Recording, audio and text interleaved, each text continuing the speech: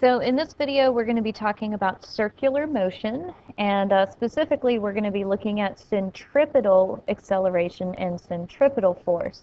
What you've probably heard of as centrifugal, but we will talk about the difference between those two later on. So first, let's talk about inertia, because inertia has a lot to do with what we talk about in circular motion. So for example, objects in motion stay in motion in a straight line. So objects will continue to move in a constant speed in a straight line. So what force is required to keep moving in a straight line? Well, since they want to stay moving, no force is required. But a force or an acceleration, because of the force, is required to change direction. So no force is required to keep moving at a constant speed in a straight line, but a force is required to change direction. So this is what we call centripetal acceleration. So if an object is moving in a straight line at a constant speed, is it accelerating? Well, we're going a constant speed in a straight line means constant direction, so no. There's no change in velocity because velocity is speed in a direction. But if an object is moving in a circle at a constant speed, is it accelerating? So we still have the constant speed, but if it's moving in a circle, we're changing direction. So yes, the change in direction causes acceleration. This is what we were talking about way back in 1D kinematics, the idea that you can accelerate by either changing your speed or changing your direction. So we did a bunch of changing speeds, and so now we're going to deal with changing direction. So to find centripetal acceleration, it's an equation. So another equation for us. The magnitude of centripetal acceleration is found by the velocity, or sorry, the speed. This is speed since it's changing direction. So speed squared divided by r, where r is the radius of the circle. So here we can see a circle, and so from the center outward would be your radius. So centripetal acceleration, speed squared, however fast it's going, divided by the radius. The direction always points toward the center of the circle. So points towards the center, like the arrow you see right here for A, and it will continually change direction as well. So here the acceleration is also changing direction. And so now let's do an example using our new equation. So we have the example of a bobsled track. A bobsled track contains turns with radii of 33 and 24 meters. So 33 and 24 meters. Find the centripetal acceleration at each turn for a speed of 34 meters per second around those turns. So what we're doing here is finding two different accelerations where they keep the same speed around these two turns. So we're looking at how the radius will affect our acceleration. So first one we're going to do is for the 33 meter. So acceleration, so centripetal acceleration is equal to v squared over r.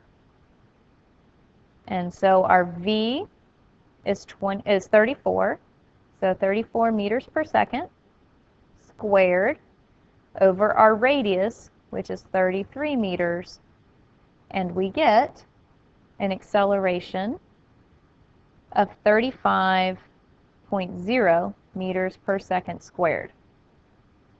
So if we went this speed on a circle this large, we would have this acceleration. So now, what if we did a smaller circle? So this is a smaller radius, so we'll have a smaller r.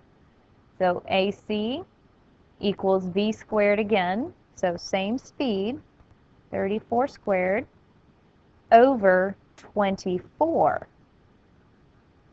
And so our new centripetal acceleration would be 48.2 meters per second squared. So what we see is as the radius decreases, our acceleration increases. And if you've ever been in a car that's gone around a corner pretty quickly, you know that there's a larger acceleration. That feel, that push that you feel as you go around a corner is the force because of the acceleration. So if you're going a pretty good speed around a very shallow turn, like on the interstate ramps, you don't really feel a whole lot of change. You don't feel that push as you're going around the turn. So, for example, like this. Actually, why don't we use the correct color? So this one has a larger radius, so it has a very shallow turn, whereas this one is a tighter turn. So if you go the same speed, so a higher speed around a sharper turn, then you can feel a huge push. You feel yourself being pushed way against the car. And it's because as that radius decreases, your acceleration will increase.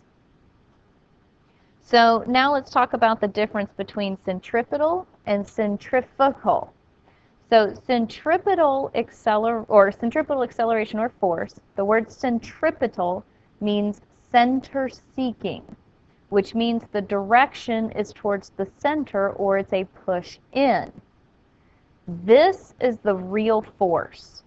Centrifugal is the one you've probably heard the most, which is the outward push, is actually a fake force. You do not feel a force outward. You are pushed inward. This is used to explain why you feel that push outward, but it's actually because of inertia. So the idea is if you're in a car and you're traveling a certain speed, and so here's you, when your car makes this turn, you, because of inertia, let's make this person a different color. Because of inertia, you want to keep going in a straight line.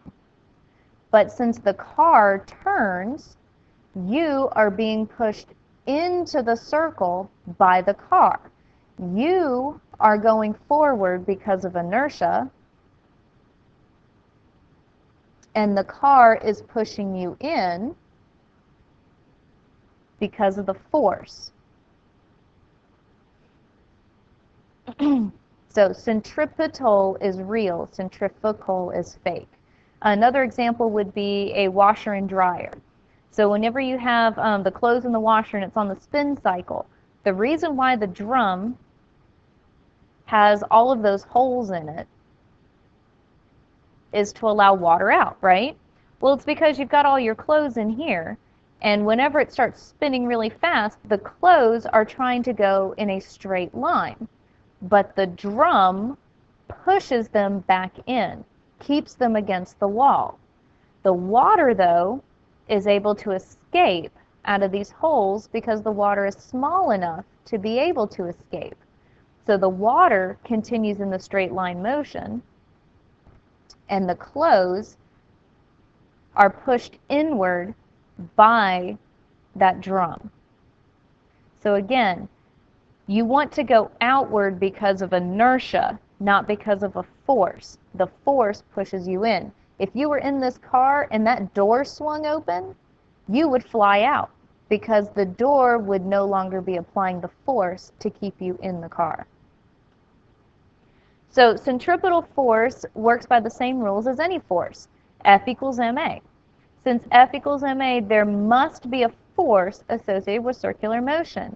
So the idea is since we are accelerating because we are changing direction, then we have to have a force. And this force is in the same direction as the acceleration, which is towards the center of the circle. So to find centripetal force, so first we start with F equals ma. So don't look over here yet. F equals ma. Now we learned previously that acceleration, the centripetal acceleration, is v squared over r. That was the first equation we used in this video. Well, we just plug that in right here, and we get this equation, mv squared over r. And so then we just simplify it to where it's mv squared over r. So the equation that you really want in order to keep for like an equation sheet, what you will see on your equation sheets is Fc equals mv squared over r. So this is the equation. But realize that this includes the centripetal acceleration here. So A times m. F equals ma. So again, direction is towards the center, continually changing direction because it's always pointing towards the center.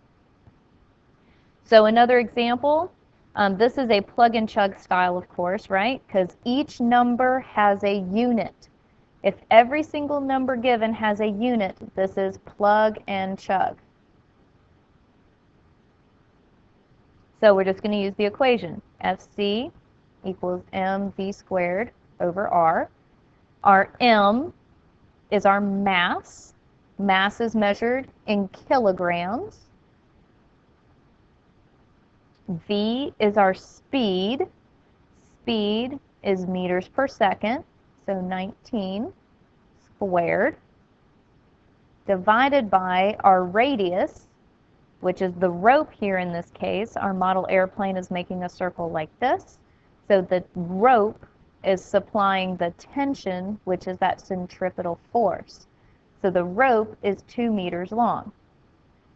So all we have to do is plug this into a calculator. So plug it in and chug it in the calculator. And we get a force of 162.45 newtons. So that is the force along this rope. Now what if we were to speed it up? If this were going faster, then this would increase, which means our force would increase. What would happen if this rope couldn't sustain that force? Well, if the speed gets high enough, the force will get high enough where it will no longer be able to sustain, and it'll snap, and the plane will fly off. So that's the type of question we're going to look at now. Our favorite type, factor questions. So factor questions are one where you're dealing with change.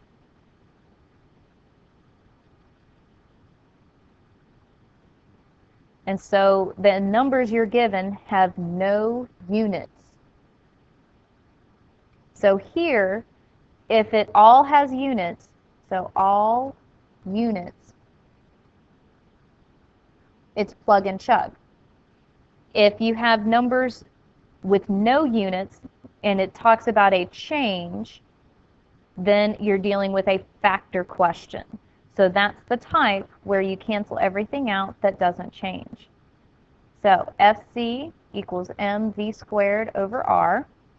So how would the force change? So force is changing, so I'll circle that, if the object spins a third as fast. So this is dealing with speed.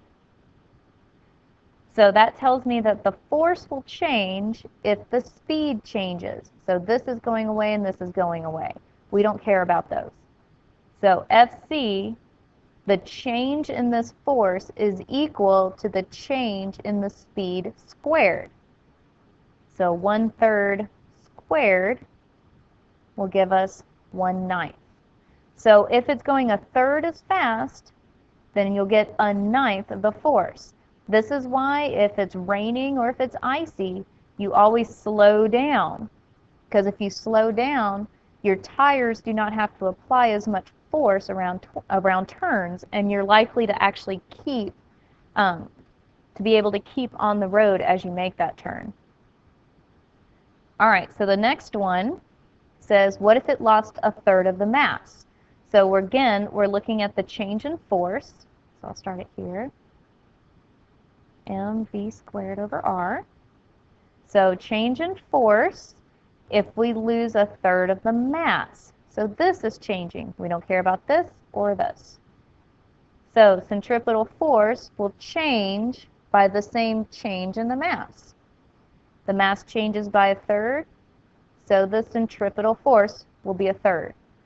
So again, if you were looking at a car example, then if you had fewer people in the car, then it wouldn't have to supply as much force. Or if you want to look at like a small car versus a very large truck, the larger truck has to apply more force to go around the corner. The little teeny car can just zip around the corner no problem.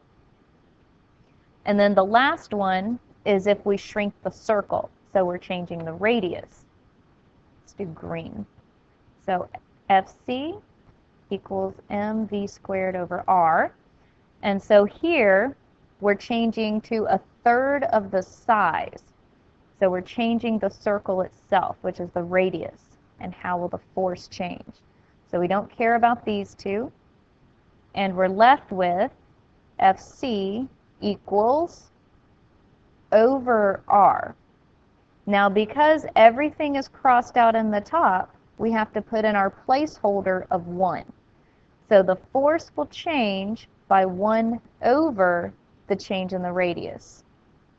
So 1 over a third gives us 3. So if you're going, again, this is the question about the interstate, where we have a very shallow turn on those on-ramps and off-ramps versus a very sharp turn around a corner. This provides a much smaller force, doesn't take as much force to make this large circle, but it does to make those tight turns. You feel these turns a whole lot more than you feel these turns.